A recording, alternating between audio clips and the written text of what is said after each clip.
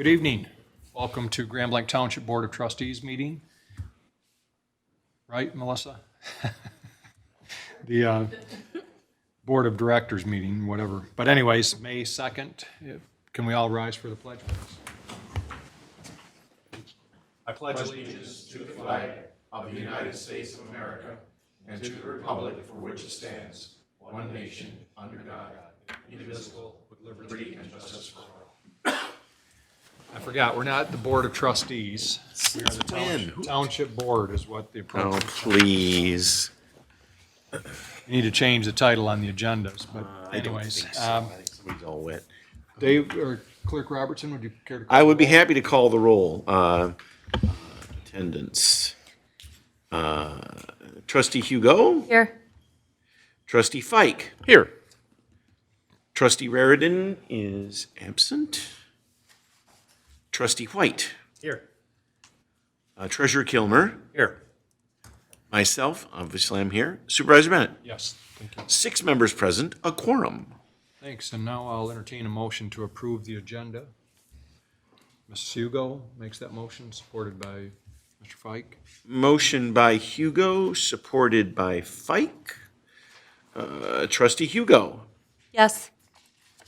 Trustee White? Yes. Trustee Fike? Yes. Myself, yes. Treasurer Kilmer? Yes. Supervisor Bennett? Yes. 6-0, motion passes. Okay, and now we will open the floor for public comment. We have the comment cards for anybody who wishes to speak. Please, come forward, Ms. Grover. Okay, Ms. Grover. Alice Grover, 6405 Prairie Dunes Drive in Grand Blanc, obviously. I wanted to congratulate you because today, for the first time, I tried the new website, and I found a wealth of information that I had been unable to find before, which pleased me very much.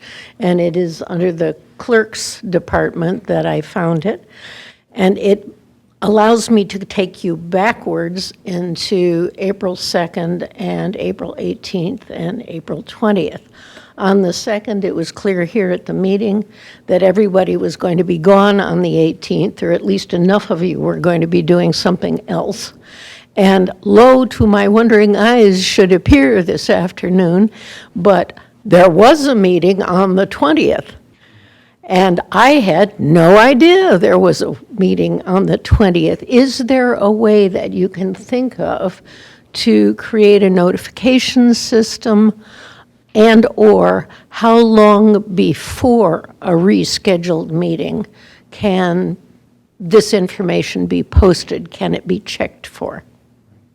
Okay, we can cover that. Thank you.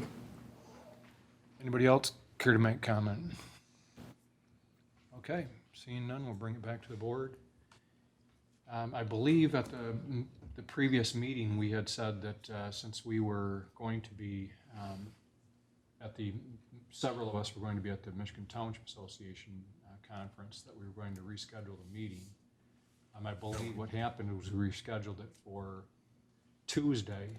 What we had, if I may, And then it was, Mr. we had to Supervisor. change it because we weren't going to have a quorum, and so Right. we moved it a second time.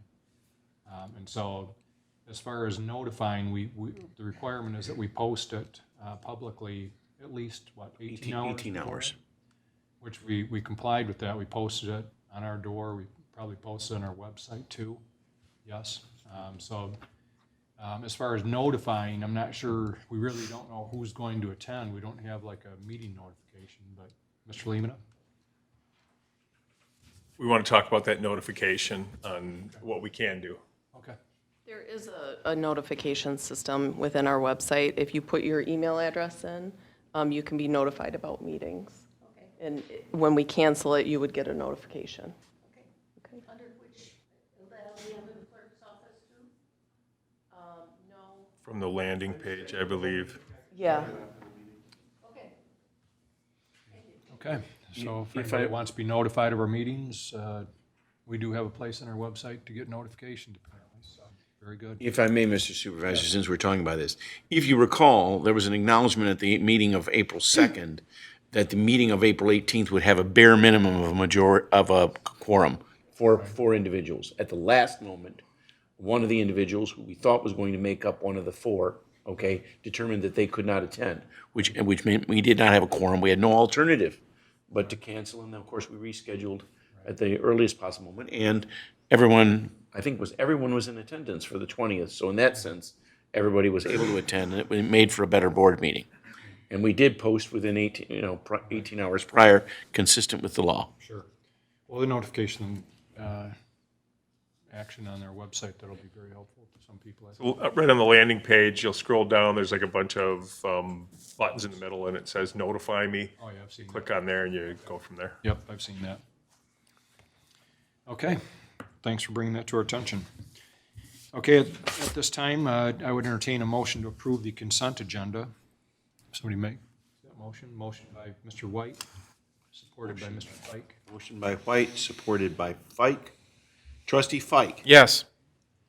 Trustee White. Yes. Trustee Hugo. Yes. Treasurer Kilmer. Yes. Myself, yes. Supervisor Bennett. Yes. 6-0, motion passes. All right, thank you. Under old business, under our strategic plan update, we're going to discuss business licensing this evening. Mr. Limita? Thank you. We're going to have Matt go ahead and come on up to the podium. The Assistant Superintendent, Matt Kimmer, tonight is going to walk you through some of the steps we've been taking and some of the information that we found out while we explore this as part of the overall strategic plan. And I think it might not be moving as quick as we had hoped, but I think you're going to hear a pretty good reason for that and why that probably makes sense for us to move forward. Matt, go ahead. Yep. Good evening, everyone. Good evening. So yeah, like Dennis had alluded to, it may not move along as quickly as we had thought. The reason behind that is we are going to go with BS&A software to utilize the business licensing program. It is the software that we use for just about every other operation here at the township. In order to implement that software, a realistic timeline of that for the .NET version, so that would be the version that's hosted here in the databases on site here at the township, you were looking at about 9 to 12 months for an implementation time to get that up and going. What we're really probably going to do, and we're going to talk about this a little bit later tonight, is look at moving all of our BS&A software to a cloud-based system. The implementation time for that project township-wide is about 12 to 14 months. So it really wouldn't make a lot of sense to do the .NET version at 9 to 12 months, pay the implementation costs to get that up and going, and then turn right around a couple months later, have them migrate that to the cloud version, pay another set of implementation costs. So realistic timeline for getting business licensing up and going is probably first of the year of 2025.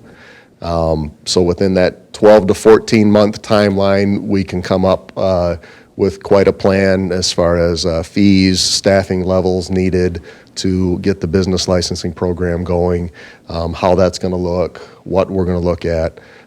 So we're looking at probably early 2025 before we get this implemented. Mr. Kimmer, what will the BS&A software do for us as far as the licensing? What kinds of things how will it Sure. work with the Yeah, license? so it's pretty similar to the building department module that we use already, that we build in all the building permit fees, things of that nature. The business licensing module within BS&A acts very similarly. We can, print off the licenses there, accept the fees that way, email the permits, certificates of occupancy, change of use, all of that to the business owner. So utilizing BS&A just from a sense of familiarity with our staff here, with whoever's going to be programming the BS&A system, that level of familiarity there is really critical. So going with BS&A for the business licensing module is probably the best way to go with this. So one of the things that I envision that it might help with is, let's say our fire department or police department are on their way to. Sure, a call, It yep. could be a home or Yep. whatever, or something that Yep. we're really not sure, to the public may Yep. not be aware that, hey, this is a business that does X, Y, Z, whatever. But in our software, they can see that, hey, there's a business there and Yes. maybe there's, you know. So that's part of the premise behind the business licensing program is when a new business comes in, we will be able to collect building plans, remodeling plans, plans for REU audits for water and sewer rates, notifying if there are any hazardous materials on site, what the structure looks like. We can take those plans, put them into an adjoining system, the on-base system, the document management system, and utilize that with BSNA to access those plans. So yes, the fire department could utilize that on a call heading out to a site. So if there's a change of use of a building too, that it's going from being a retail establishment to a salon or whatever, Sure. that would use a lot more. Yes, there's a different calculation system for the REUs, for the residential equivalency units. Yes, that could change depending on the type of use. So we'd know about it when they come in to get. Absolutely, Otherwise, yes. There may be a period where, hey, we didn't realize that. Correct. This had changed. Yes, and when they come in and when that use would change, we would, there'd be a form that they would fill out, an REU audit form that would get sent on to the county, that would get approved. That would get sent back. We would update our utility billing software so that they are being billed appropriately for the type of use. There may even be some businesses that would require a fire inspection. Sure, absolutely. Yes. Yes, fire inspections could be included in this, safety inspections, ADA compliance, all of that would be built into this program. Flag us that, hey, we need to go and take a look at this. Yes. We were looking at a nominal fee, I believe. I don't know, probably haven't decided on what that would be yet, but Right. we were looking at rental homes as well being included in this, Mr. Lemata, or? So that's part of the ongoing discussion, something that the board will have to have that discussion at as part of the strategic plan is, how far do we want to go? Are we just looking at the commercial business? Now, should we look at the rental, whether it be the bigger apartments, whether it's individual apartments? Is that part of it that you have to have as, basically a landlord business license, right, in order to rent homes? Again, there's a tremendous amount of advantages to it and not a lot of drawbacks, especially just being able to have a ready-made list of how do we contact these people with something that's occurred. There's changes in sign ordinance or some other ordinance. How do we reach out to these people? We don't have any way right now. I mean, you have to go through manually, I guess, and go through the assessing department and look to see if they have a principal residence exemption on that home. And if they don't, then we can assume it's either a second home or a rental. Then we'd be able to have to reach out to contact. It'd be a heck of a lot easier if we had one place that we could assist these people. The other thing that benefit for the people to do it is, number one, it's going to be ease of use, being able to get online, do it, let us know, get your permit, have it approved, and then, have a courtesy inspection for fire department or, whatever goes with it. So, voluntary compliance is always the goal, but it also then gives us a business directory, right? So that we could have something here that we can publish on our website of Grand Blanc Township business directory. Here's all the people that we have that are hold a current business license in our community. What about vacant retail space, or will they be required to get a license, you think, or how would we deal with that? So the owners are always going to be responsible. I mean, in a way, we're pushing on the owners. So I think I gave you this example before, Supervisor Bennett, when I was up north and we had the marijuana medical moratorium, right? So you couldn't have one in. And then one day a resident pointed out to me on social media a store called the Happy Carrot. And when you saw their pictures, it was about medical marijuana. And it was operating in the township. And so we did have a business license program. So when we talked to them, they came down right away to apply for their business license, which we denied because we have a moratorium on having medical marijuana establishments in the community. Then it put the onus on the business owner. And just like, before you're going to lease these, make sure you're not leasing it to something that isn't even a business that's allowed to be in that zoning district, in that. So it did help educate people, and then it does put pressure back on the business owner themselves. So if a business comes and goes and they own it, it's not necessarily have to have a license in there because it's just a vacant business, but we know that we had it registered at least at one time, and, you know, now it's vacant until somebody else moves back in. And I think we have to, you know, David, a good question for you is an ordinance around that business licensing program, because can we put some type of, you know, hey, it's a real nominal fee to do it, but if we find out you're operating without a license, the first offense is this, the second offense is this, you know, and then what happens if they don't comply? Well, we will have to create an ordinance, and we should make it a municipal civil infraction if you're in violation. That doesn't necessarily mean that there are large penalties involved. We can make it, we can set the fee in the ordinance for somebody that's not compliant, particularly if we want to build in there that if we give them notice that they need to comply, if they don't after a certain amount of time, then we can say you're then potentially exposed to a fee for a municipal civil infraction.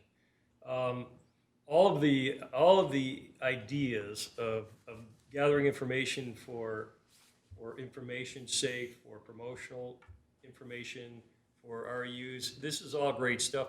And the other aspect that it helps is believe it or not, in planning and zoning, we get a lot of businesses, they're tenants basically in already established buildings or malls, and their uses change, and their uses are more intense, not just from a sewer and water standpoint, but from a parking standpoint, ingress and egress. It can sometimes cause, if you plan a mall for a certain type of use and then that it naturally turns over and now you don't have any parking spaces for anybody, that creates a problem. And this will give planning and zoning the heads up on that. And I'm really happy to hear that there is an user-friendly, but also kind of easy to use from the staff perspective to administer this, because I think 20 years ago, the township had a business license program. It was successful, but it just, the amount of work overwhelmed the clerk's office. It was paper, files, money, people, you know, coming in, money changing hands. It was really a tremendous amount of work, and it sounds like this program, the way you guys have this set up, is going to get rid of the biggest Achilles heel. In fact, as far as I know, I believe we did have the business licensing module at one time. This may have been 10, 15 years ago, and I believe it just kind of fell off at some point because it was too much to manage. The office cried uncle, basically. They couldn't keep up with it. And, Yeah. and the board liked it, but it just was so labor intensive that it couldn't be managed. We, you know, one of the things I like doing is looking at some other townships too, and to see if anybody's doing Sure. this kind of thing. It might be something that gives us some time if we're gonna be Yeah. having some time to Yeah, implement. it's definitely going to take some time to implement this. Just another benefit I thought of too, sign ordinance. We have a lot of businesses I know that have moved in over the years, you know, and they haven't really checked in with us as far as what the sign requirements are. And, you know, they're out there day one, they've got all these feathered flags, everything going on. So this would be a great tool to use for communication for them as well. Hey, you know, welcome to the township. We welcome you here. Yeah. Here's, you know, some things you have to follow. One of our residents that spoke during public comment, you know, talked about communication, and one of the things, I mean, we have people, you know, communicate with us, but we really don't have a Sure. good way to communicate, for example, with all the businesses in the township, but Right. this opens the avenue to being able to do that. Most definitely. Say, hey, we're doing this, or be Yep. aware that this is coming, or whatever. So that would be very helpful just in itself. Yes, definitely. Well, sounds good. I'm looking forward to our right. discussion on the software coming up. All right. Appreciate it. Anybody else, Mr. Fike? So we're discussing whether to get this BSA software. I mean, there's no proposal here, right? We will, coming up later on, there is a cloud proposal on the agenda tonight. So later in this, That will include the business licensing program as well as everything else that we use here at the township, so. and how Stay much is tuned. this software? Have we said that? No, but you'll see that shortly. Oh, that's coming up. That's It's, coming up. yes. All right, we're not talking about Oh, that yet. coming up in a few minutes, Okay. so stay tuned. Thank you. Thank you, Good, all right. Thank you. Mr. Kimmer. Okay, ARPA funding update, Mr. Lehman? So you saw in your packet, kind of the running list by project of everything that we have utilized in our ARPA funds. And really in 2022, we had 4 projects. We had 4 projects so far in 2023. Out of the $3.8 million, we have allocated everything, and you'll note in the last sheet that I had, and I had to submit the report to the feds on April 30th was the due date. So I took the remaining bulk of our ARPA funds, and because we're doing the Fire Station number 1 project, it's just slightly over $1.5 million, but I allocated that to the Fire Station number 1 project.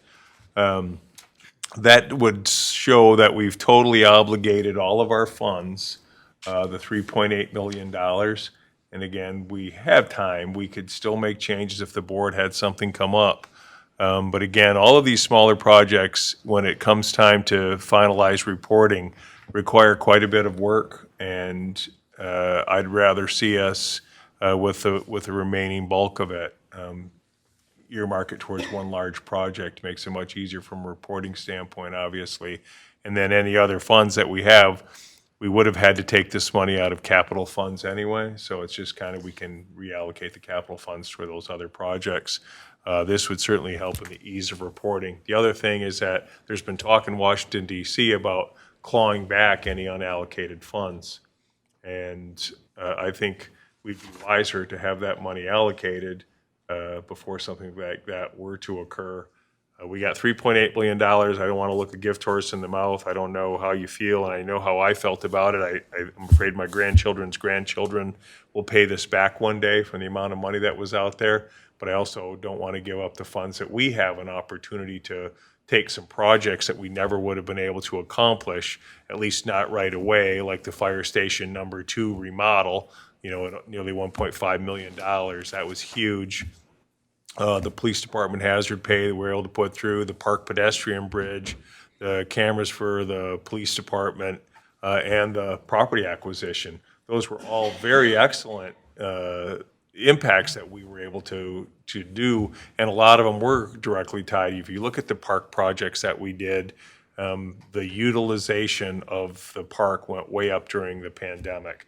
And these funds came out to kind of help mitigate its revenue replacement that we would have had impacted from the pandemic, and we were able to do some really good spends on the projects that we did. So 8 projects total completed, plus the 9th one. My recommendation, again, was to put that money towards the Fire Station number 1. That would allocate nearly the entire $3.8 million. Mr. Fike? So when you said the feds may claw back some of this, are you saying because they're hurting in Washington right now and they need cash? I noticed Grand Blanc Township, you haven't spent $1.2 million yet. We want it back. There is some talk right now in Washington from our legislatures that all this money that went out to spur the economy during the pandemic, since we've now declared that the pandemic's over, and if this money hasn't been spent, to pull it back and use it for other uses. I can appreciate that, but they also have to understand, and they do know this, how local government works, and you yourselves, we planned this project. We're going to build Fire Station number 1 with it. Okay, well, the planning phase, the design phase, before we get into the actual construction phase and we pay for it, that takes time. And when they gave us this money, they said you have to have it allocated by December 31st of 2024, and you absolutely have to have it spent by December 31st of 2026. Well, we're on track to do all those. We can accomplish these. Most of them are completed other than the fire stations, and and then that would take care of the bulk of that money, and it will absolutely be spent by 2026. You can't let us start to plan, put this thing into gear, allocate the funds, and then say, oh, if you haven't spent it yet, we're going to pull it back. So I think it's important for us to at least have it in the allocation column. So when my report went in, it looks like we have all of our money allocated. Again, you can change it. You can delete a project and put in another one before it's finalized. But at least we do have all of our funding allocated. So just to mitigate the risk of potentially losing the funds. Yes, Mr. Kilmer? It's probably my own ignorance, but I don't understand this pole barn renovation, where is this at the park or is this here? Which list are you looking at? Yeah, The ARPA list. Not the one previous, okay. that was the maintenance barn at Bicentennial Park, where we completely redid that and put the break room, employee break room, and because they didn't have a operating bathroom or anything out there all these years. That clarifies it for me. Yep, Okay, anything else, Mr. Lehman? all I got. Yeah, I think it's a wise decision to, it'll make it reporting much easier to put it towards one project, and then any money that we were going to allocate towards that project, for the fire department, we can use that for other things if we needed to. Okay, thank you, Dennis. Next item, under new business, we have item A, the board will hear a presentation from our fire department.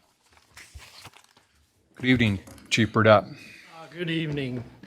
Thank you again for allowing me to present our annual review for 2022. For the past 7 years, it's been my pleasure to share with you and the public about your fire department's commitment to the residents, visitors, businesses, and the community. The firefighters are continually training and advancing their education to do their best that they can do whenever necessary. In 2022, final plans were made for the Baldwin Road Fire Station. Construction began in March of 2023. Completion for this project is still on track for September of this year. By adding the facilities for the round-the-clock staffing, fitness area to improve our firefighters' health and decontamination area, to limit the movement of carcinogens that firefighters are exposed to when fighting fires. The schedule for replacement of the Saginaw Street station to the Dort Highway DPS fire station is still on track as we continue working on the project with the project manager and the architect. This board has shown its commitment to the fire department by providing us the highest quality firefighting vehicles, fire rescue tools, breathing apparatus, protective clothing to meet the community's needs. And now you again step forward and provide us the most modern fire stations that are available today. And we want to thank you for taking that commitment and giving that to us. In 2024, the fire department is celebrating its 100th year anniversary. There's a small group of firefighters today that have begun planning events for that 100th anniversary. Of course, you'll hear about all that later on too. So this evening I brought Deputy Chief Miracle and Fire Marshal Keller along with me to present the 2022 review for you. Deputy Chief. Thank you, Chief. Thank you. Good evening. Good evening. Just going to give you just an overview of everything that occurred within the year of 2022 with the fire department. And just going to start with how many incidents we ran and then just run through it. I think you guys all got the handout in your packets. Very nice booklet that you put together too, by the way. Starting out with the total responses, in 2022, we ran a whole total of 680 calls. Out of that 680 calls, the incidents are all sorted into different categories. And the 6 different categories that we have are based off of a national standard, and it's how the reporting goes in. So all across the nation, everybody gets the same numbers. Everything goes into the same categories, and that's how to determine different things. If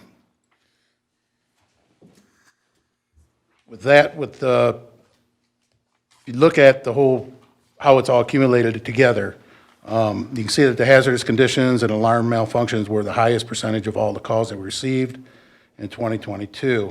There's been a slightly decrease of activities in some of the other areas.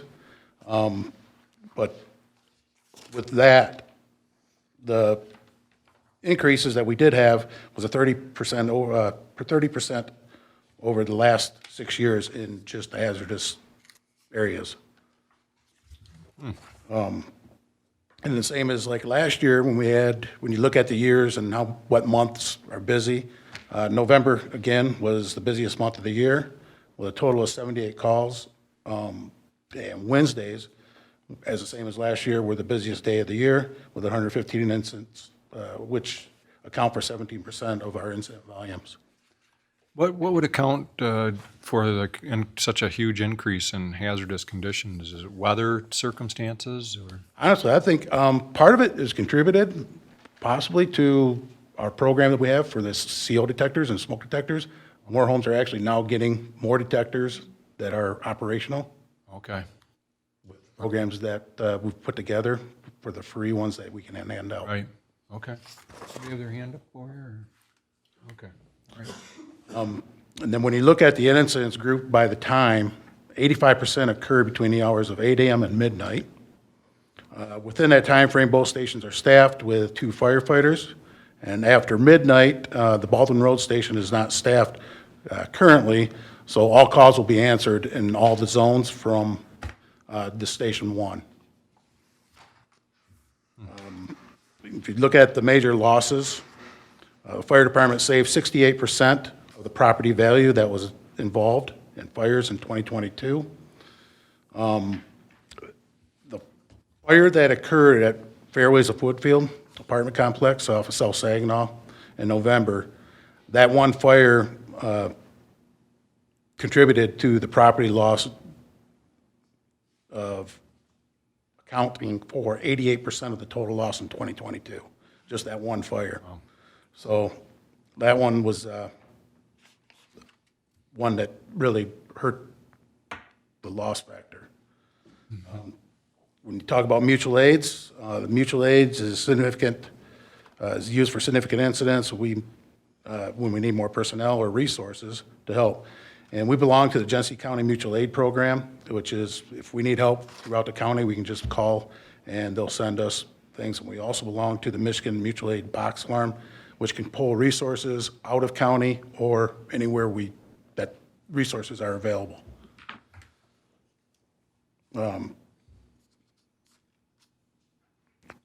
In 2022, Grand Lake Township has assisted neighboring departments 25 times. And we only had a request from neighboring departments 3 times. So we've only had 3 times where we had to call for assistance compared to the 25 we went out. And if you just look on the one page, we got the response zones. Those are just used for more of administrative stuff, so keep track of where the call volumes are, and it determines if future, maybe station placements, or if we want to staff certain areas. Then when you look at the response times, record an average response time of 2 minutes and 15 seconds of reaction time. That is the time it took the firefighters to board the apparatus and depart the station. From the station's departure time to the scene, it took 7 minutes and 49 seconds. This represents an average time for all incidents in 2022. This time, I don't know if you have any questions for me. That response zones, looking at the graphic for that, it appears that we're putting the fire department in the right location. Yes. Just Northeast and northeast, northwest, and then, the south is a little bit less than those two, so. Yeah, and you got to also look at the times and when the times that the stations are covered too, and that's where south and east and northeast zones you'll see the coverage areas are a little different. This time I'm going to turn it over to Fire Marshal Keller, and he's going to talk about community risk and reduction. And before you go, I have one question for you. You said that our average on-scene response time now is 7 minutes and 49 seconds. And how does that fit with MFPA standards? That is meeting or actually exceeding the NFPA standard, which is 8 minutes Thank you. to respond. I don't know who would be the best one to answer this question, but when we're done, I'd just like to talk a little bit about electrical sourced fires and whether Battery we're, fires? whether we're Yeah. tracking those incidents or what, but That could be a long conversation. well, our board's prepared to stick around.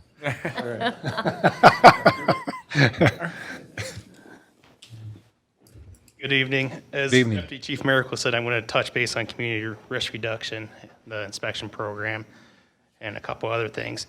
First, I want to give you some stats from over the years. Last year in 2020, there was 132 fire-related deaths in the state of Michigan. The leading cause of fires was smoking, followed by electrical, and then heating. This year already, we've lost 50 to fire-related deaths. So that's a big concern to us. We've got several different ways we're looking to try and address that, and one way is through our public education program. Some of you have seen the recent Facebook post about our smoke detector program. That's a program we work with American Red Cross where we obtain smoke alarms and are able to put 3 smoke alarms in a house if they don't have proper working smoke alarms in the proper places. That's a program we've had for a couple years, and last year we were actually able to obtain smoke detectors for a deaf family. So the smoke detectors are tied to a bed shaker that's placed underneath the bed, and that allows that family to be alerted during the middle of the night if there's a fire. This year, especially since our fire that occurred on April 14th, just since April 14th, we've installed over 60 smoke alarms in homes. So that's a pretty successful program we have. In addition to the smoke alarm program, we always go into the schools. October is we celebrate Fire Prevention Week. However, because of the number of students we see, we celebrate that through the whole month. We try and visit all K through 2nd grade classes in the township. And last year we visited over 700 students and was able to talk to them about fire safety, what to do in an event of a fire, how to get out, call 911, stay out. So that's something else we have. Additionally, we also meet with senior housing communities, Tranquility Estates, Del Webb. Whenever we get an opportunity to go out there and visit them, we're more than happy to go out and visit them. Also neighborhood community groups. Last year we made some changes to our inspection program. During our strategic planning, we made note that we needed to streamline our inspection program. There's a couple of things we noticed that could be changed. One was it was taking us longer to get through the number of businesses we were hoping to do. And then we also identified that the application process and the fee collection was holding us up. There were many times we were waiting weeks or maybe even a month to return an application with a fee. So in order to do that, we looked at NFPA 1730, which is the standard for community risk reduction, fire inspections, and public education programs. And one of the big things that we changed from that was the frequency in which we do inspections. Before, we were trying to inspect every business on a yearly basis. With the amount of calls we run, other events going on, we're just not able to do that. So 1730 actually breaks it down to the hazard of the business. So for example, a high-risk business is an assembly, so a church, restaurant, or a factory that has chemicals. We would target those businesses yearly because those have the greatest loss of a fire or greatest loss of life if something was to occur. We also identified moderate risk, which are basically factories with no chemicals. So you still have a hazard, but not that great of a hazard like you would with chemicals. And then those moderate risks would get inspected every 2 years. And then the last category we broke our businesses down into is low risk. So that's our business offices, fairly low hazards involved with those. We also, like I said, mentioned that we identified there's an issue with our application process, the fee collection, so we changed our application around. We eliminated the fees initially. So initially we used to charge a base fee for inspection. We changed that so there's no initial cost for the inspection, and then they are allowed to have one re-inspection with no cost. There's additional inspections required after that, then we would require a fee. We also put the applications online, made that easier for business to obtain. And I'm happy to report both of those changes seem to be helping our system. I've got a question for you. Yeah. So do we notify the businesses that, hey, we haven't received anything from you in the past year and you're overdue? Or Yep. So part of the problem, what we would do is send it out in districts. We have our township broke into fire districts. We would target a district at a time. They would get a letter with an application, and then we'd be stuck waiting on that. We would follow up with letters. And like I said, sometimes it was taking months before we would hear a response. Right. The new change is we send out a letter to all the businesses in the district that were going to be coming into the area to do inspection. There's a specific time that, like a doctor's office, they need us to come in, so we're avoiding patients. They can contact us to set up that time. Otherwise, we're just going to stop it. Yeah. I'm I'm just thinking in terms of not, we're talking about our business licensing and, sending them out to the businesses. In reality, we're not even sure, what's in some of these places, whether they should be a level 1 where we're going to inspect them every year or perfect. level 2 unless we have some kind of way to require them to report to us what's going on there. So that'll tie in great with what. Yes, that's one of our concerns is a lot of times we go into a business we're working with for one right now. They had a change of use group, which now requires a suppression system. They've been there since last April. It wasn't until this year when we did our inspection that we found that. So the Right. business license is going to help us greatly. Where do restaurants fit into that those three cases? Those are in the high risk. Okay. Because that's a gathering place, so can have a large amount of people. Retail establishments as well? Nope, retails would be our low risk. Okay. So, yeah, we don't have quite the fire hazards with them, and people are more alert and not Right. gathering as many, so. Okay. Both of those changes have helped our inspection program. I didn't see the increase like I was hoping to, but again, that program was something we worked on through the strategic planning we had last year. So this will be the first year we've had this change in place, so I hope to see an increase there. Before I turn it back over to Chief Miracle, I do want to share one success story about our inspection process. Is we recently had a complaint come in from a resident at an apartment complex that was concerned there wasn't enough fire extinguishers in the building. An inspection was performed. We did determine that there wasn't enough. Apartment complexes are required to do, they have two options. They can either provide a fire extinguisher to every tenant within the apartment, or they can put it in the common areas. So once we identified that hazard, we met with management, and because of the size of the complex, we came up with a plan that they could work through to get the fire extinguishers in place. 1 month after having the last fire extinguisher in place, installed, a fire occurred in one of the apartments, a kitchen fire. Thankfully, due to one of those fire extinguishers that we just had them put in, a resident was able to extinguish the fire prior to our arrival and keep the damage minimal, so. Wow. Yep. Question for you. So the BSNA software that we're going to use for the business licensing, I don't know if you've had an opportunity like that, but will that, I don't know if you have separate software for tracking who's had their inspection and who hasn't, but I don't know if that'll integrate with what we're doing with BSNA, but it'd be great if it did. Yeah, I believe there's an opportunity that we can have that work with. We do use a different program, but Matt and I have discussed ways that I have access to BSNA that we can track that and get a notification that there's been a change, so. I Yep. was thinking rather than reinventing the wheel, we can tie those two together. And Yes, definitely. fabulous. Any questions? All right, I will Great. turn it back over to Deputy Chief Miracle. Okay, thank you.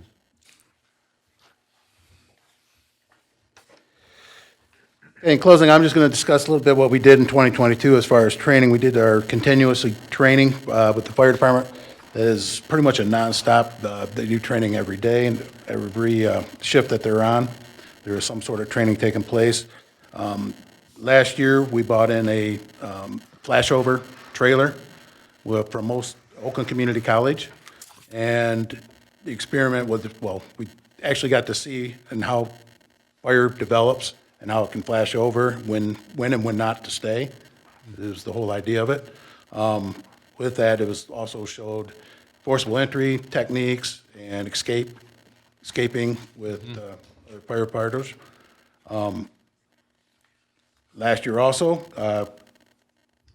Fire Marshal Lieutenant Chris Keller finished his Eastern Staff and Command class, his executive and command executive leadership. So he was able to complete that last year. That was one of the big big classes that he had to partake and do. 2022, we also hired 6 new firefighters that are going through academy, and my understanding is we think they passed their final exam this week. So we should be, they should be getting ready to go where they can work on regular shifts here pretty soon. We also promoted 4 firefighters up to sergeant last year. The 4 sergeants are pretty much leading the 6 new firefighters as a mentor program. That was part of the strategic plan, was also to get the sergeant's positions and start a mentors program for recruitment and retention and to keep people here. Right. Other than that, I don't think we've had anything else to report this time. Well, first off, I don't know, we've seen you since your accomplishment, but congratulations, Fire Marshal Keller.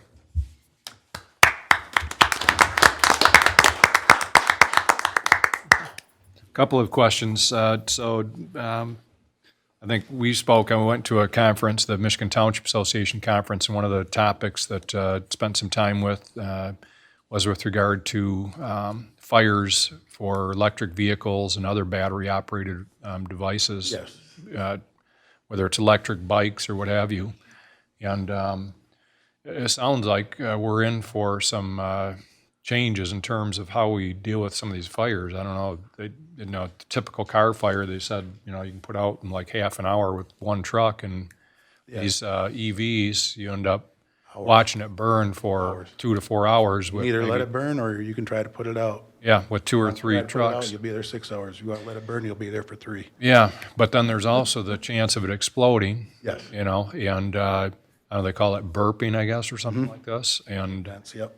you don't want water to get in the battery because then it will explode. But on the other hand, Yeah, it's a learning thing. I think we learn a little bit more every time. There's other always thing- somebody comes out with a new idea. yeah. It's a whole new, evolving every day. The other thing heard also was that the fire equipment and turnout gear actually get coated with some kind of gas or what have you from the batteries. Yeah, to stay, well, That they haven't found a way to remove it yet from the turnout gear, that it's still present even no matter what they do to it. But yeah, they're coming up with different ways. There's ways you can cover, they say to cover it, and there's other ways, cover the whole vehicle or cover whatever it is, and there's right. other ones that you just, So my really, I don't think anybody's really came up, that I've heard a definite answer on how to handle it. right. So. I don't know, is there any training on this? Because I know I spoke with even some of our police. I'm like, we do not want to get close to those things unless No. you're like extracting somebody from the vehicle like immediately. But Yep. Well, Yeah. it's the disruption of traffic for hours on end. If you're on site having to deal with an electric vehicle fire, has that been factored into the MTA's calculations? Or? well, I'm just saying that they just actually it wasn't. It was actually the fire chief from Brighton. I think, Brighton, yep. gave the Michael presentation. Bryan, yes. Yep. But it was very informative. But it actually raised more questions than it did provide answers. So I'm Yes. sure we're looking at all the same questions. Yes, and I know Chris and myself and Bob have sat through several different people, speakers. Right. And nobody really has everybody's got different answer, but nobody has a definitive answer on what the exact Yeah. thing is to do yet at this point. Do we track the number of fires that our batteries are involved or that electric vehicles are involved?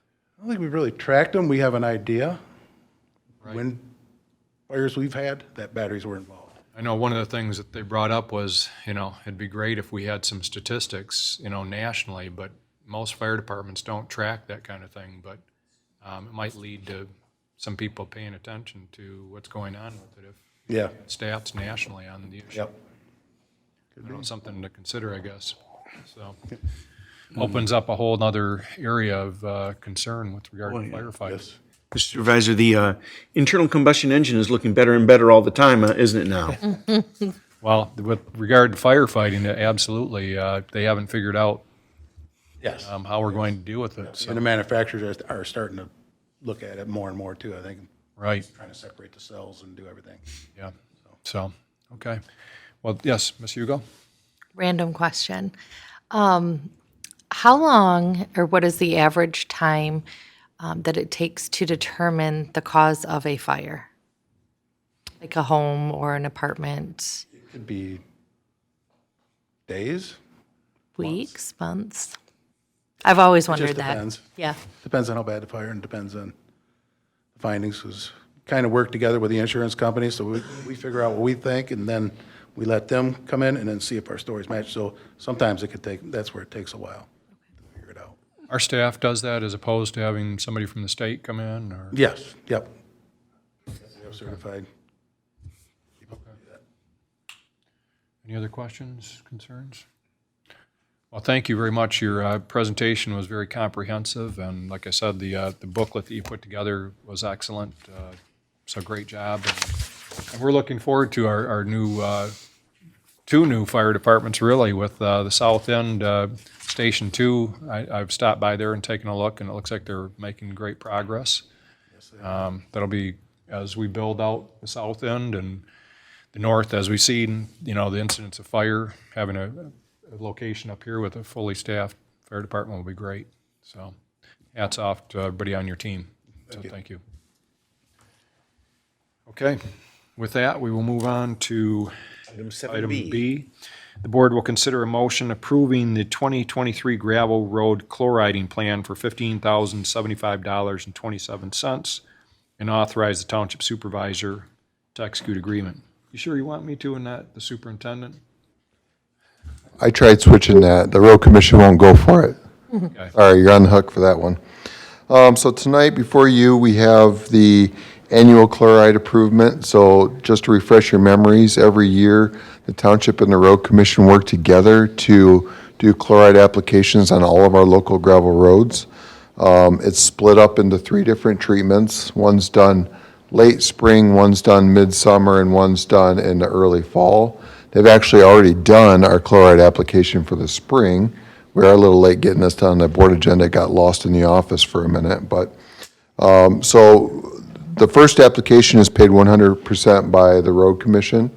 The second application is paid for by 100% by the township. That is an optional application that we have elected to pursue every year. What we do is we don't do all of our gravel roads. We just do the heaviest traveled local gravel roads, which are McWayne, Halsey, Reed, and Gray Tracks. So those are the busiest gravels that we have. They benefit the most from the second treatment. The third treatment is all the gravels. It's paid 100% by the road commission. So for this year, the chloride pricing did go up by 6%. I think that's just the way our economy is going right now. I'm actually surprised that's all it went up by. It is a budgeted activity in the 2023 Public Services budget, so I can answer any questions anyone may have. Yes, Mr. Fight? Are you, okay. So one of the options too is looking at the permazyme, which is an enzyme actually that the road commission's been experimenting with, that they mix it into the gravel road, depending on the amount of lime in the road, whatever fines, and it actually binds the soil together so that pretty much eliminates the dust. I think they might have tried it in one area on McWayne Road. They did, yeah. Seems to be working well, but we may see that expanded. There was some concern a few months ago where somebody came out and said the state was going to ban chloriding. That was corrected within a few hours. Right. Evidently, it was somebody retiring from what I found out that made that statement. But that would be a disaster, I think, if we did stop doing it. So I'm in favor of moving forward on it. Anybody have any thoughts or concerns? Somebody want to make a motion? I'll make a motion. Mr. Fike? Motion by Fike, Supported by Ms. Hugo. supported by Hugo. Item 7B. Trustee White. Yes. Trustee Fike. Yes. Trustee Hugo. Yes. Myself, yes. Treasurer Kilmer. Yes. Supervisor Bennett. Yes. 6-0, motion passes. Thank you. Item C, the board will consider a motion to approve the addition of Grand Point Avenue resurfacing and the Gibson Road Drainage Improvement Project to the 2023 Road Improvement Plan for a total of $238,000 and authorize the township supervisor to execute all related agreements. Mr. Sears? Hello again. So back in February, the Township Board previously approved our 2023 Road Improvement Plan, which is our annual allocation spending that we do with the Road Commission. Again, it's a partnership effort where it's 50-50 funds. We pay for half of a local road project, they pay for half of a local road project. In the past few weeks, we received notification from the Road Commission that they have 2 projects that they would like to add or substitute into our plan. One, you may have heard of it, is the Gibson Road Drain Project. Gibson Road has been plagued with drainage issues the past 10 years or so because there's a storm sewer that's undersized, plugged, and broken that we haven't been able to access to fix. So the Road Commission's been pursuing an easement from one of the homeowners that lives in that area. They finally acquired it, and they'd like to proceed with installing the drain. Generally, this would be a project that would be paid mostly by the township, but they're allowing us to use our allocation funds for it. So they have given us an estimate for $150,000 to complete the project. For this one, the Road Commission would pay half and we would pay half. In doing so, we will take the 2 projects where they were going to expand paved approaches on McWayne Road on either end, north and south, at Baldwin and at Pollock, or not Pollock, I apologize, Cook Road. Take those off of our project so that we had additional allocation funds to put towards this. the other project is also Grand Point Boulevard, which is where the new Elga headquarters is. That road's deteriorating quickly. As we know, General Motors is opening their new Heritage Center at the SPO there, and they're going to be having a car show this summer. So there's a high desire right now to resurface that road. Right now, we are planning on handling that through some type of a special assessment district, hopefully in partnership with Elga and GM. And then also, we're pursuing some allocation funds that we loaned to other municipalities last year. Hopefully, we can get that money back this year and put that towards this project to lessen the burden on the township and the property owners. I've spoken to both municipalities, and they said that while the one wasn't aware that they had to get it back to us, they said they'd do it. Sure, okay. Well, and we've already spoke to Elga, and they're already willing to participate, and I think we're pursuing that through General Motors also. So it's definitely a project worthwhile that will help out that area. And just so everybody knows too, Gibson Road, we're talking about the street basically that runs across from Walmart on Right, yep, Heritage Mall, directly going west. right. Highway. Mr. Kilmer? Are we talking about paving these areas adjacent to, what do I want to say? Elga? Elga, yeah. Yeah, we would resurface the road, Grand Point Boulevard, where it's a boulevard road, you go down, there's an island down the middle of it. They would resurface both sides of it, right? Yeah, it's in pretty poor shape. It is, and there's a lot of investment in that area right now with Elga, so, it's time to resurface it and make it nice for them and for GM, who's still going to utilize that building. I'm glad they're going to utilize it, and we aren't going to have a vacant building on our hands. Right. Yes. But the Gibson Road has been an area that our residents have really been upset with us, even though it's a road commission issue, that road floods every time it rains. It makes it practically impassable, and it's been on the news and what have you in the past with car having to drive on lawns to get around it. So it'll be good to get this. The longest part was trying to get the easement so that they Right. could run a drain from that road, and they were unable to get that easement for a long time. So Right. I'm glad that they were able to get that. It's great news, and I believe we definitely need to move forward on that project. So, yes, Mr. White? This Grand Point resurfacing, so it says it will be funded by a special assessment district or a voluntary agreement. Well, We so, already have this like locked down. I just being suspicious of multinational corporations. that Sure. Thinking, oh yeah, we need this done. When trust us, we'll be good. sure. The interesting part about Grand Point Boulevard is Elga makes up more than 51% of the property frontage on Grand Point. So even with the special assessment district, they already have the majority votes of any petition. But I think rather than going through the lengthy petition process, we want to try and just get voluntary participation in it. Obviously, there will be some type of an agreement with them. I imagine it'll be a one-time payment to the township to take care of this. But hopefully, we can get the allocation funds back from those two municipalities and, make it even more attractive for those businesses along that road.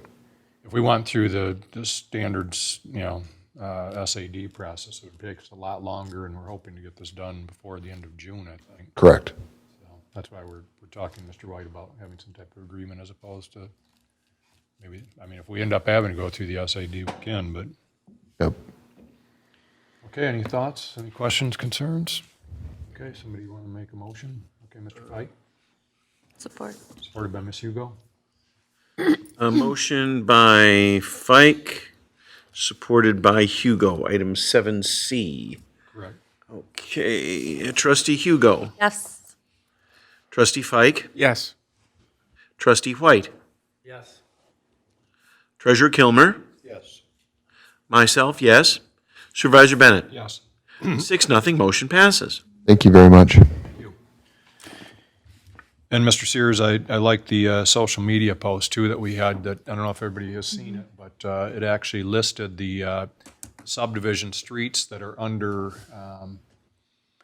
either having a petition out currently for creating a special assessment district, or the streets that already signed one and are on their way. It gave basically the status of each of the subdivisions that have inquired or are on their way to having their subdivision paved. Yeah, it's a good tool, actually, because I get a lot of calls for repaving roads, especially this time of year. And it's a lot of repeat people from subdivisions, and just pointing them to the right person sometimes is, the biggest benefit. There's usually a small group of people that are leading that charge, and there's a lot of petitions out right now, and I have a lot more requests going through. So it's a good thing for our township. Hopefully they pass. Well, thanks to you and Ms. Roberts and Michaela, our social media person, for collaborating on that. I think it also helps people that haven't, are wondering who's responsible for my subdivision street.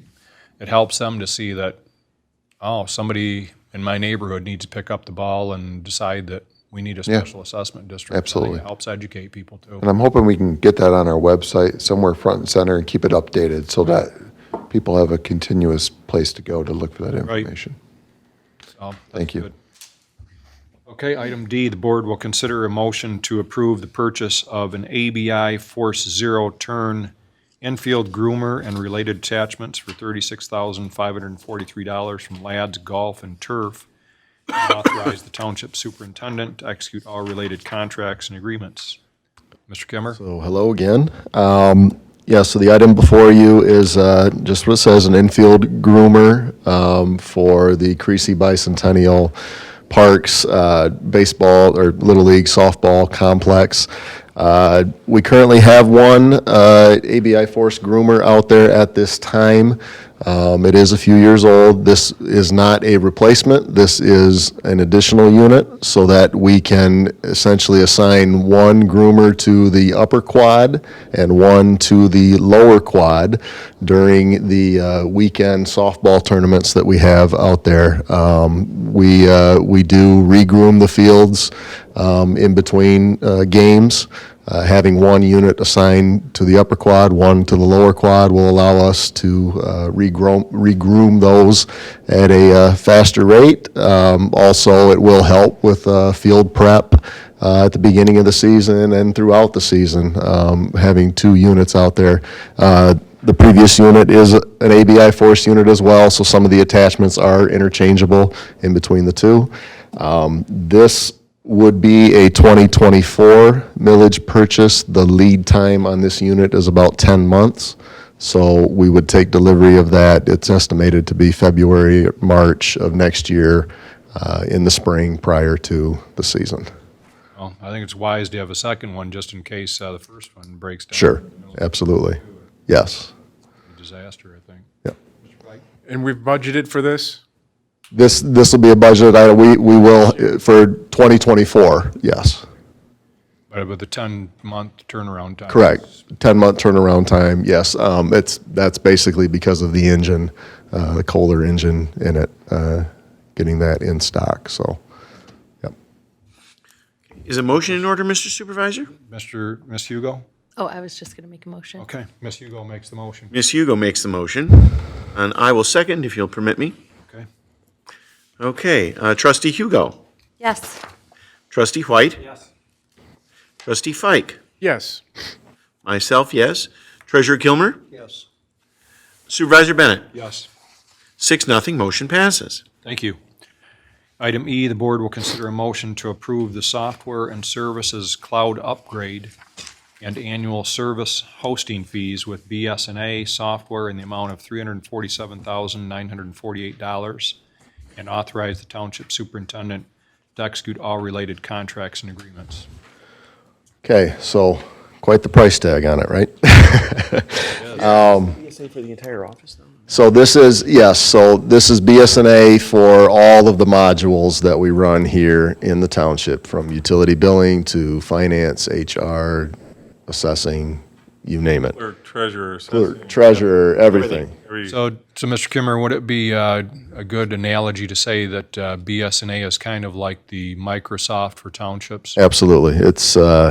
It is the heartbeat of everything we operate around here. It is the software system that we use. Backbone for It's the everything. backbone for everything. So I'm sure you all have heard more about cloud computing, cloud technology. Right now, We host all of our data on site here at the township with our own servers that we've purchased. We back those up, update those, all the security patches, all of that. Moving to a cloud-based model, some of the benefits of that would be increased cybersecurity, removing the liability of a locally hosted solution here on site. Another benefit is the high availability because the data will be hosted in 2 separate geographic regions across the country at 2 separate data centers. So if one primary center goes down, we can have it fail over to the secondary location within about 2 hours, which gives us the high availability. There's better backups, and the ability to restore that data is we can go back as quickly as within the last 15 minutes to restore data if we need to. Also, the reality is there are more and more ransomware attacks happening, especially at the local government level. Ransomware basically meaning someone gets in, hacks your data, and holds a ransom. And you have to pay a fee to recover your data.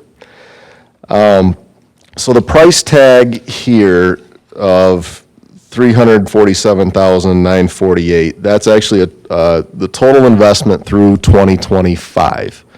Approximately $209,000 of that is the upgrade and implementation portion of this project. That would be taking our existing data, upgrading it, implementing it. This is including the training. BSNA, I believe in this proposal, has budgeted somewhere between, I think, 40 and 50 days of training, on-site training for our staff in the related modules that they would need training in. The remaining $138,000 would be the annual service fee that we would pay for them. Well, approximately $138,000 would be the annual service fee that we would pay moving forward for them to host our data, as well as, I believe there's about $18,000 built in there for a hosting fee for Microsoft Azure, which would be the data centers. The time to implement this, we're looking at about a 12 to 14 month timeline for BSNA to implement this and get it up and running. The financial investment for 2023 will be $27,225 for the remainder of this year. That's the first payment that will be made upon signing the agreement, signing the contract. $182,485 would be a 2024 financial commitment. That would be basically be paid in 2 payments. One after the implementation is complete. The third and final payment would be due upon after completion of the training.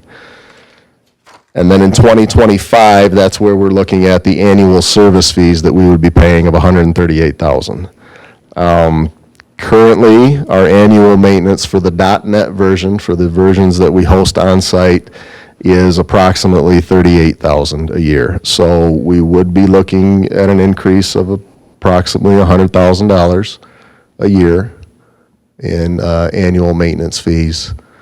But I believe the benefit of moving to a cloud-based system, and the reality is BSNA eventually will be moving to a cloud-based system only. That's kind of the way the industry is going. Mr. Kilmer? Yeah, so if I'm understanding you right now, I'm not sure I am, we've got the initial startup costs. Correct. And then are we, after that, will our costs go down or will it go up or stay the same? So our annual subscription, our annual fees that we pay to BSNA will increase. They will increase by almost $100,000 a year. But the benefit is that we will no longer be hosting this data on site. maintaining the servers, purchasing new servers, just the reliability, the redundancy alone, the security of moving this off-site, those are the benefits of that cost differential there that you're seeing. And Matt, either you or Nate, and those would be offset somewhat by just the upgrade to the servers that we have to do on an ongoing basis, correct? Cost per server, the maintenance of the servers, the backup software, the tapes that we run, the time that it takes to do that kind of thing. Come on up, Nate. Nate, come on up to the microphone. We got the public watching and listening. The cost would be offset, like Dennis said over here, because it takes a bunch of time for us to be working on the servers to back the servers up. The cost for the tapes to back it up, the cost that we have to pay to replace the servers, and the licensing fees that come with that as well. You also got to look at it in the aspect of the ransomware, where you can look at some examples over, like in Ohio, where they had one and it cost over $1 million that they had to pay to actually decrypt the data and get it back. And then the time frame it took for that to actually happen could be weeks, where you would be down completely. So, So the chances also outweighs too.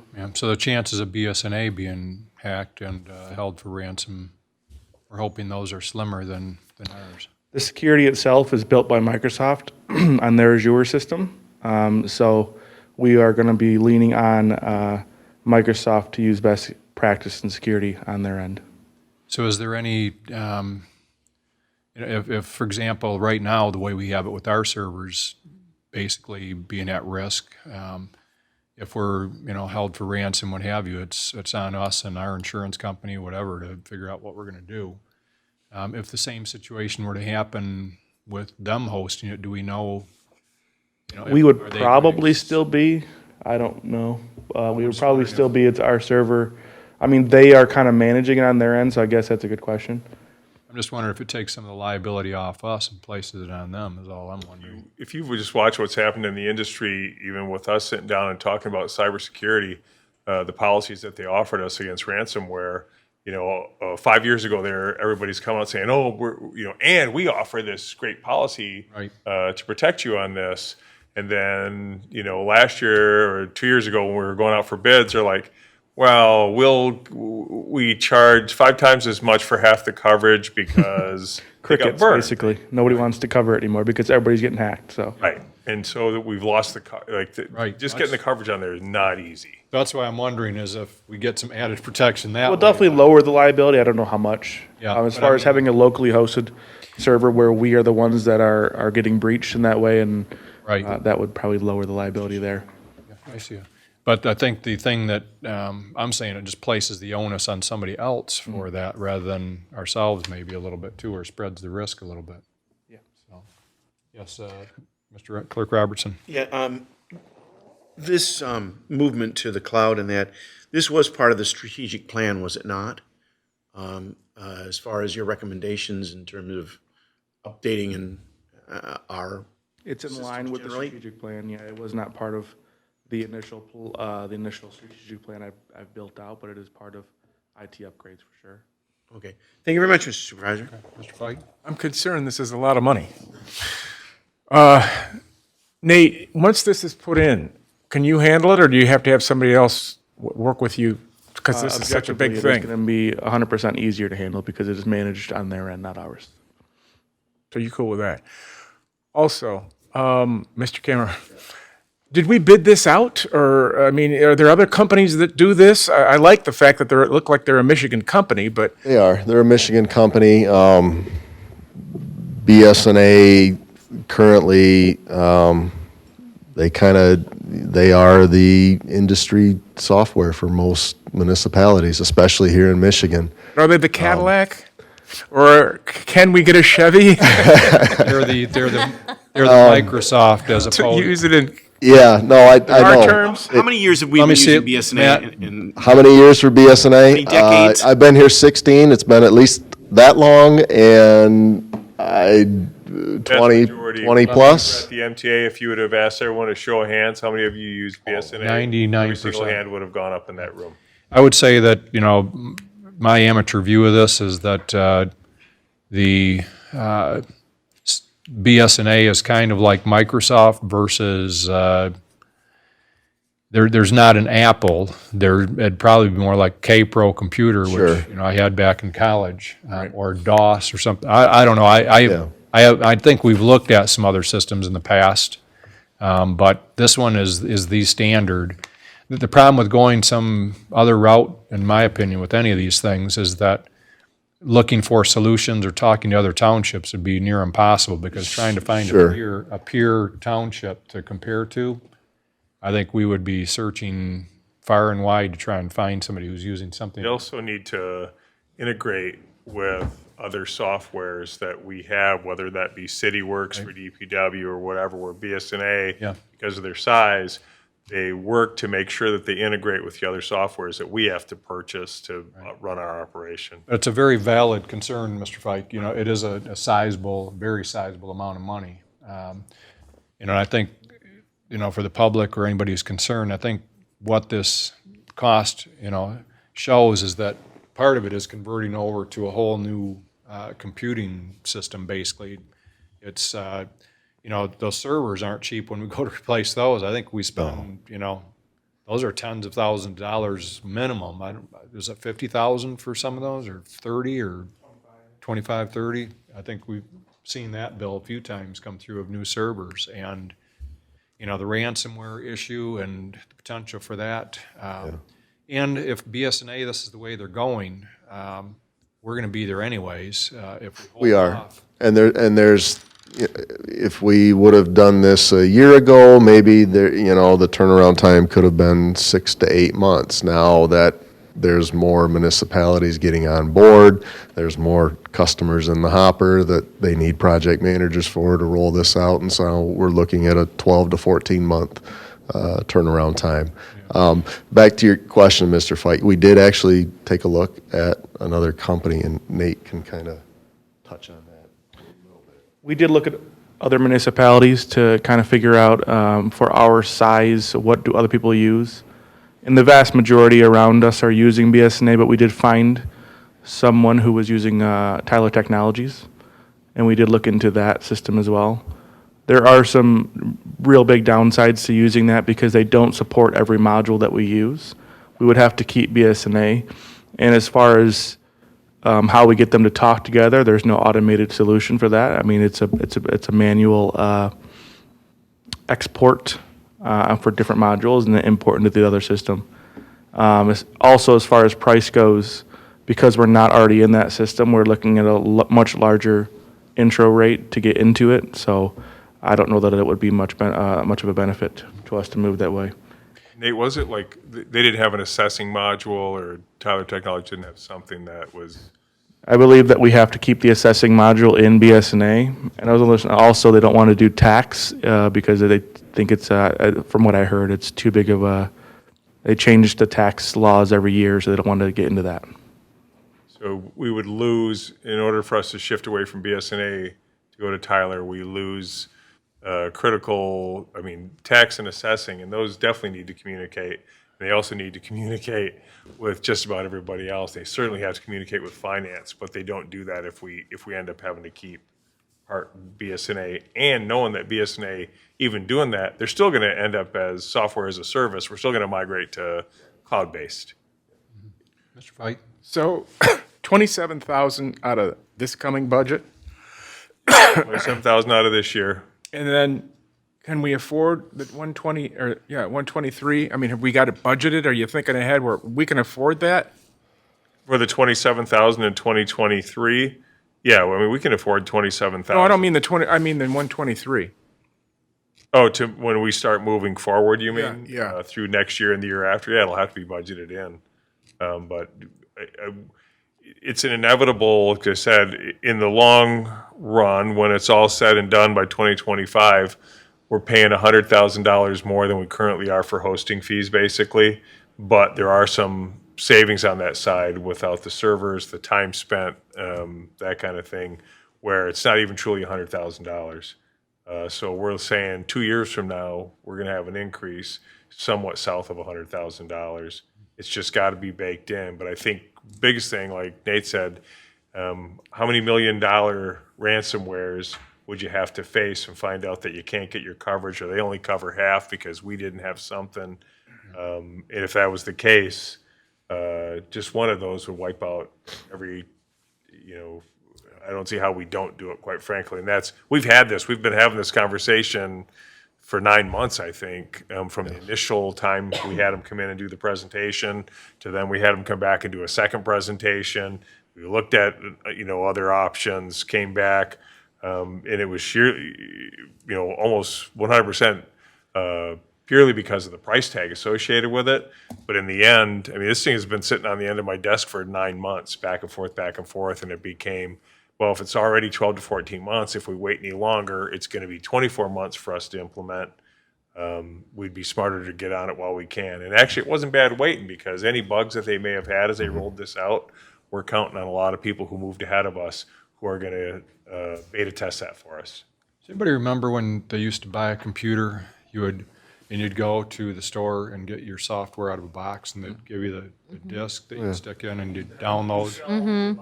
So I don't know that anybody does, I don't think you can do that anymore. It's moving forward, the technology's moving forward, whether we like it or not. That's kind of what we have right now is, we've got that software over in this room. Well, I shouldn't tell everybody where it's at. It's housed on a couple of servers here. In the police department behind an armed individual. But the idea is that everything is going to software as a service. When you buy a computer now, if anybody's bought one, you're paying a subscription to somebody, Microsoft, Apple, whatever, to have that software updated on a regular. You don't even sometimes know that they've upgraded. You get a message in the morning saying, "Hey, we upgraded your software last night," right? Well, this is the same principle that we're seeing with townships. Unfortunately, the cost, is a little bit more than your computer at home. Right. But Matt, one of the questions I have is in terms of how they price this, did we check with any similar sized townships and say, hey, what are you guys getting charged? We did not. Do you have any idea how they price it or no? I don't know how they go about it. They've got it, they have it broken down by module. Okay, so it's by module. Yeah, it's by module. They have the cost summary broken down by module. There's how many days of implementation for training. It's pretty well broken down in here. I'll take a look at it. Okay, any other concerns? Is a motion in order, Mr. Questions? Supervisor? I think so. It's something that, it's one of those things that you don't see, the public doesn't see the benefit in terms Correct. of visually, but if we don't have it, they will definitely see the result. Right. And if something goes haywire with what we're doing hear about currently, we'll definitely hear about it. So unfortunately, it's an expense that we have to shoulder and take care of. Is a motion in order, Yes, Mr. yes. Then I will make that motion, Mr. Okay. Supervisor. Is there support? Mr. White? Mr. White supports. Okay, on item 7E, Trustee Fike. Yes. Trustee White? Yes. Trustee Hugo? Yes. Treasurer Kilmer? Yes. Myself, yes. Supervisor Bennett? Yes. 6-0, motion passes. Thank you very much, Mr. Kilmer, Mr. Lucevelt. Okay. Okay, next item under future agenda items we're going to discuss at our upcoming meeting with regard to our strategic plan initiative, improving parks and recreation facilities. Any comment, Mr. Limita? Nope, other than this is what's on your schedule for how Ms. Roberts had putting out for the year. This will be the next one that we have coming up. And if anybody at any time wants to add something else from the strategic plan, we'll always try to include this under the future agenda items so that you'll know what's coming in 2 weeks. And then if there's an update that any member of the board would particularly like to, request, just let us know and we'll add that second update. Okay. Very good. Under board reports, anything, Ms. Hugo, with regard to Planning Commission? No, the last two meetings have been canceled. We do have a meeting this Thursday. Okay, very good. I just wanted to mention also, Yes. I will not be at the board meeting on the 16th. I'm having surgery. I'm hoping to have Dr. Reardon pick me up for the following, depending on my recovery. Okay, well, we wish you well. Thank you. Okay, Mr. White, anything with ZBA? Nope. Okay, Mr. Fike, any Metro Alliance? Nothing. Treasurer Kilmer? No, sir. Okay. Couple of things that I just wanted to make the board aware of. Number one, with regard to the fire department and DPW building, I informally sat in on one of the meetings recently, Mr. Limita, and everybody involved in that, and I have to say that very impressed with the scrutiny that they're going over the details of the plans and looking at where we can save money, but yet not compromising what we want to have as far as an appealing building and something that's presentable to the public. So I praise everybody involved in that. I know it's not a quick process, but I don't know that we want a quick process. I think we want something that studies everything so we only get one chance to get it right. And we don't want to, in 30 years, have people saying, gosh, I wish, they would have done this a little bit better quality or what have you. But, and the other thing that's working against us is just the cost of labor and the cost of goods. I mean, when we first talked about building a station, prices were probably half on some things. So that's not working in our favor. And I appreciate Mr. Limita's effort to try and keep this within budget and everybody's effort. But it's a struggle to get there. But I'm confident that we're going to be able to do this. With regard to the street paving, I mentioned, Mr. Sears during his presentation, the number of streets that are being considered for special assessments, what have you.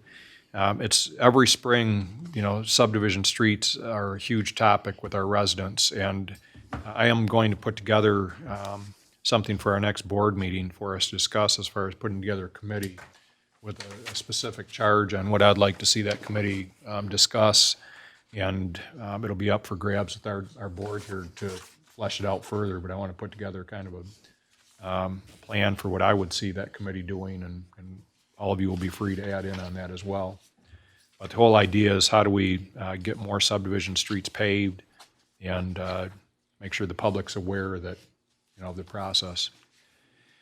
With regard to our beautification, we've had 2 meetings now, very well attended. We've had 20 or 25 people, I think, attend. Lots of energy.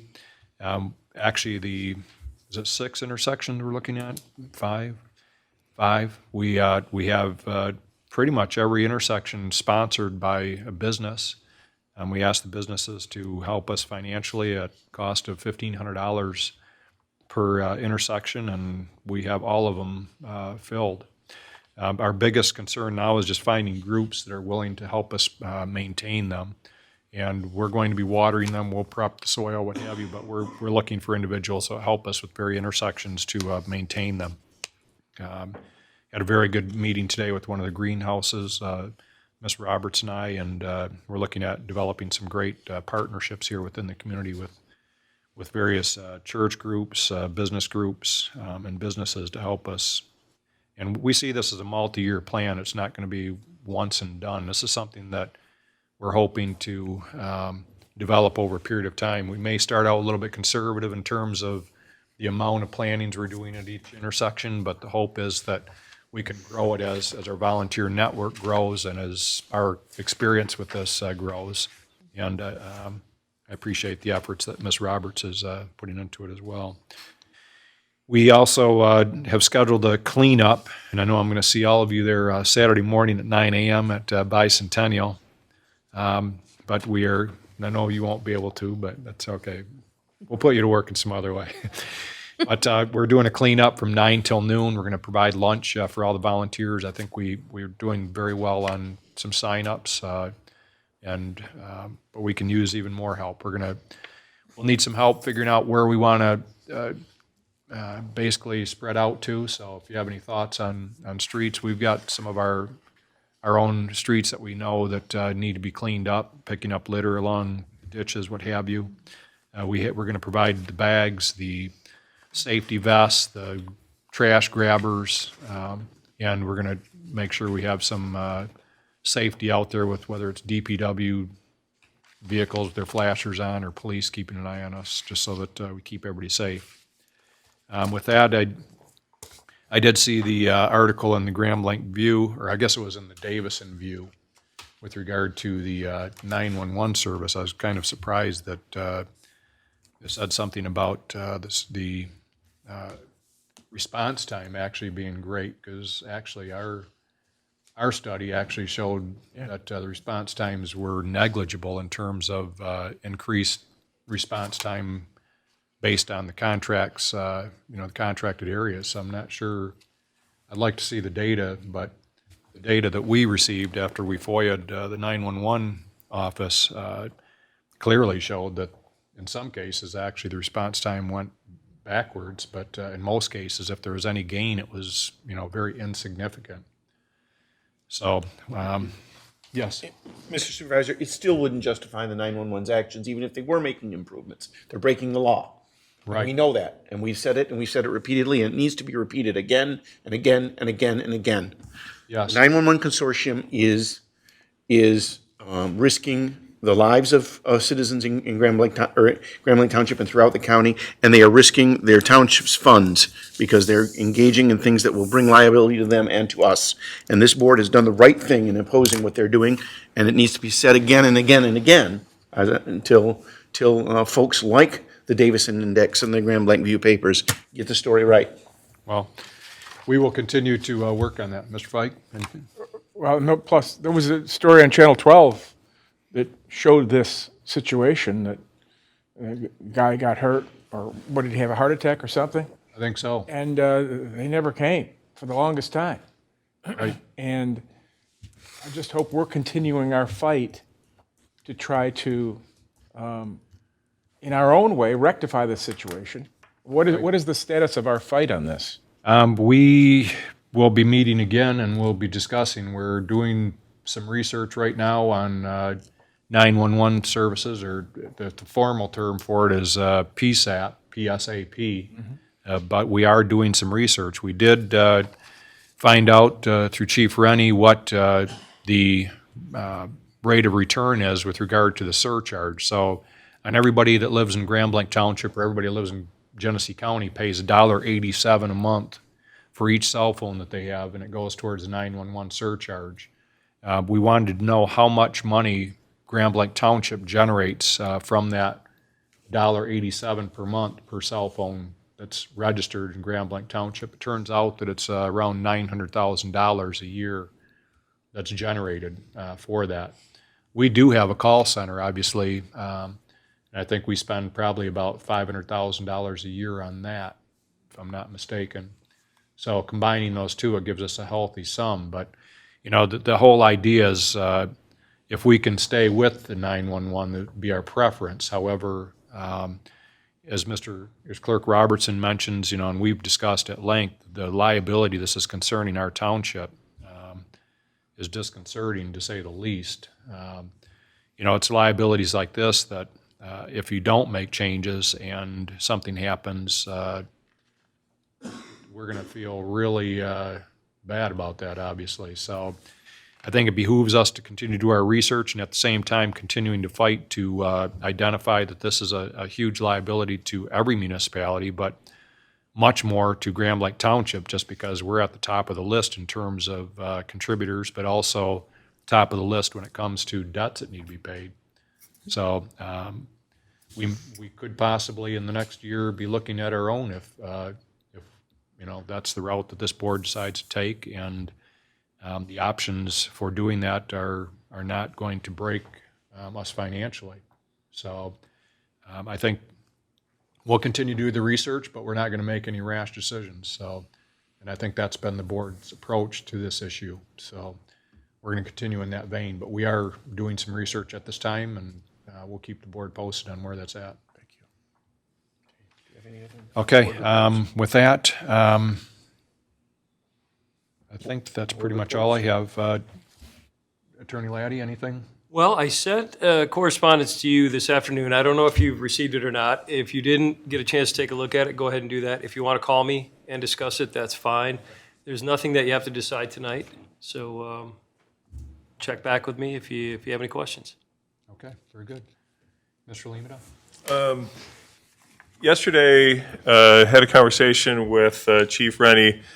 He's been in contact with the Grand Blanc Academy looking for a school resource officer, just like we provide to both the middle schools in Grand Blanc Township.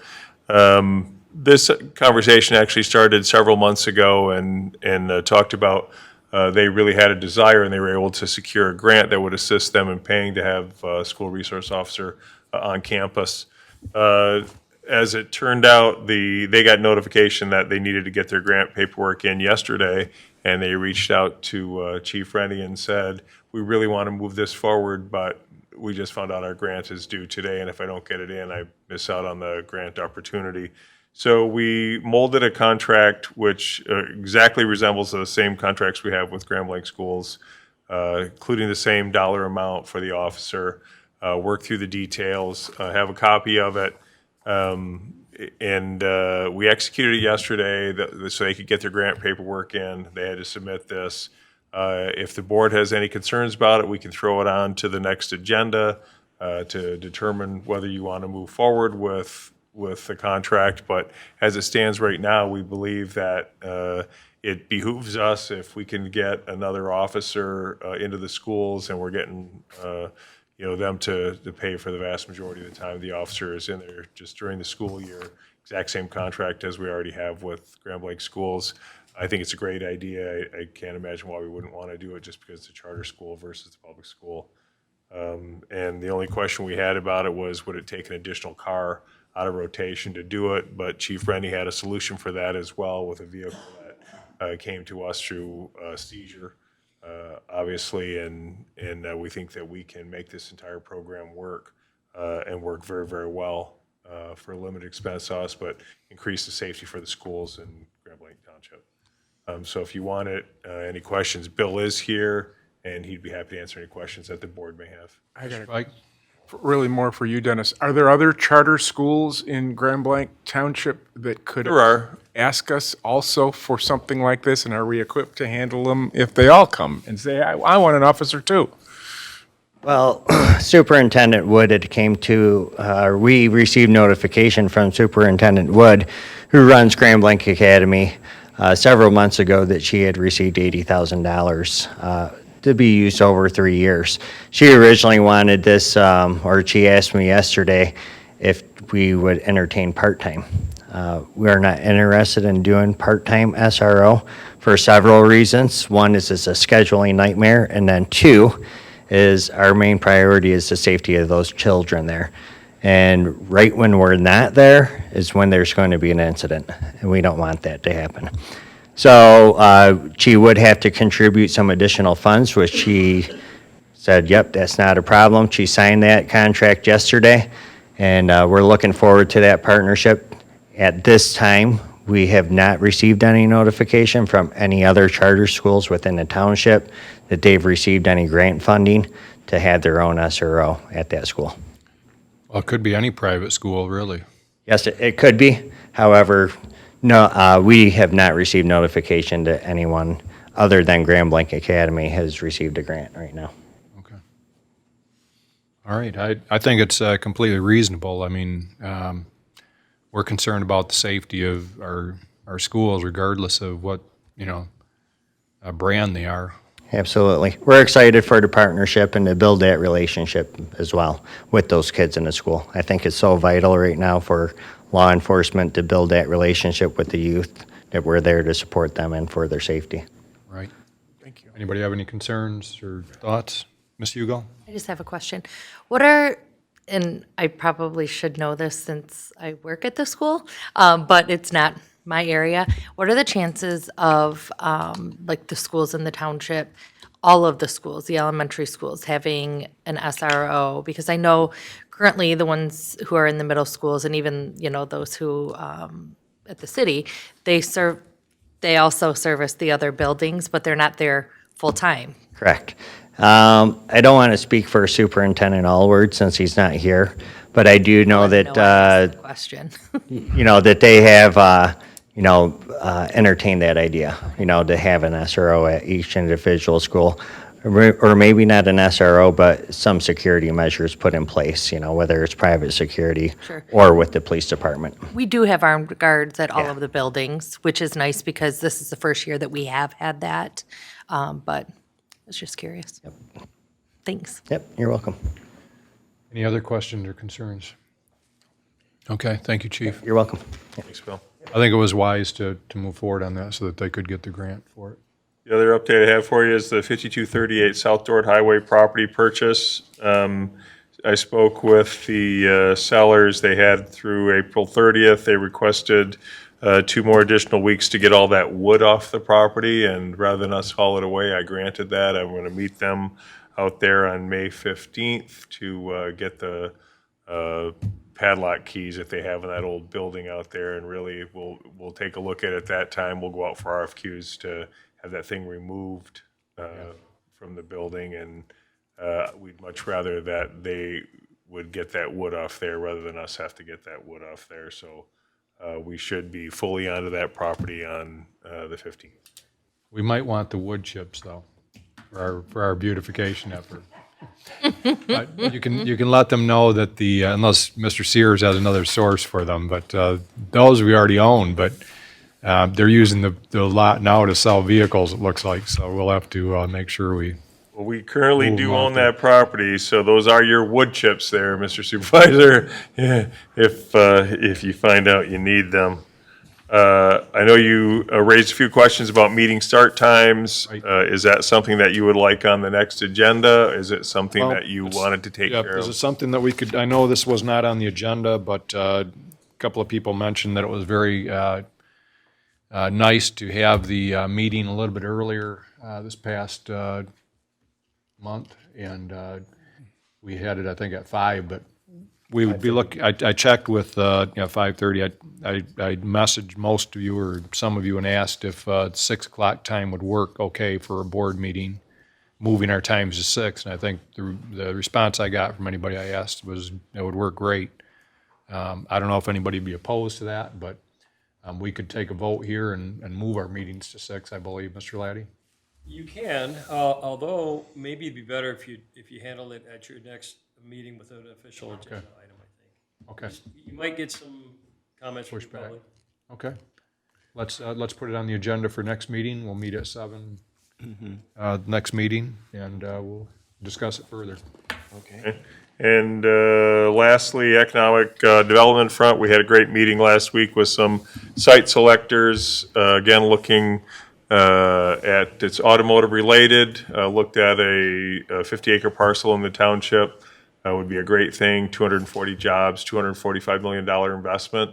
We're on the short list of potential landings for that, so very exciting on an economic development front. Looking really, really good, and if it comes to fruition, great. But if not, we'll just keep doing what we're doing, but we're definitely still making progress in that area. Very good.